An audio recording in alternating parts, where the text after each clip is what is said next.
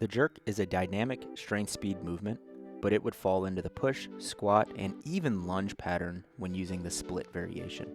The jerk is a true full body exercise, but the primary muscles used in the jerk include the glutes, the quads, the deltoids, the lats, and the core.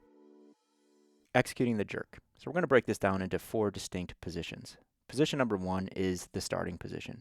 To find your starting position, you're going to put your feet in the power position with the toes slightly turned out. Ensure the weight is evenly distributed through each foot. Ensure the midline is braced with ribs down. With the barbell in the front rack, with elbows slightly lower and angled out than the front squat. Ensure your shoulders are elevated and your head and eyes are forward. Now we transition into the dip. Beginning with tension in the quads, continuing with a stabilized midline and biasing weight toward the heel, you're going to bend your knees while keeping the torso vertical.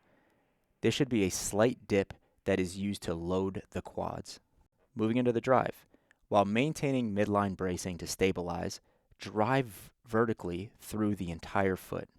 When legs are completely extended, push the bar from the shoulders. Now we transition into the catch. Keep the torso vertical and ribs down. Push the bar to the back of the neck overhead. While keeping the back foot close to the floor, reach the front foot forward and stabilize. Ensure you have an even 50-50 weight distribution on each foot. The front shin is vertical, the back knee is unlocked, and the back foot is on the ball of the foot. Finally, you're going to stabilize the bar overhead before meeting the feet back to the center by stepping back with the front foot, then forward with the back, then dumping the barbell in front of you. Variations of the jerk. You can use the push press to focus on speed and power off the shoulders and throughout lockout. The push jerk to work on power and catch. And finally, the tall jerk for speed and skill building. Benefits of the jerk include increased power, speed, and coordination, improved absolute strength in the jerk for competitive purposes, and a metabolic dose response for advanced trainees. Applying the jerk in program design. Applying relative to skill development. First, you want to ensure that you get a decent amount of volume in the exercise. And you also want to ensure that it's at the top of the session.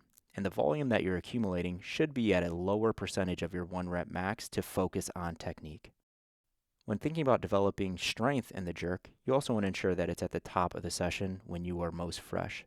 And the percentage of 1 rep max used is going to be higher for strength development.